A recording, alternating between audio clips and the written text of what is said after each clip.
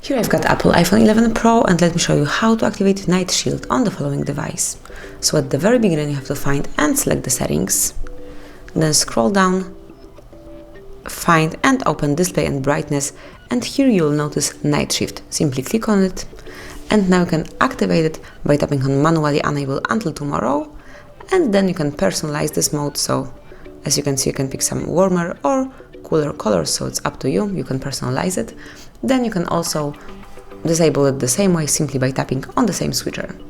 You can also set some automatic rules simply by tapping on Scheduled right here, and now you can personalize the hours. So let me pick the period of time on which it should be active. So let me pick turn on at, for example, 11, and turn off at 6 AM next day. And as you can see, from now on, every day between 11 PM and 6 AM, Night Shift will be automatically activated, and then obviously after 6 o'clock deactivated. So that would be all. This is how you can protect your eyes, how you can use Night Shift in your iPhone 11 Pro. Thank you for watching. Please subscribe our channel and leave the thumbs up.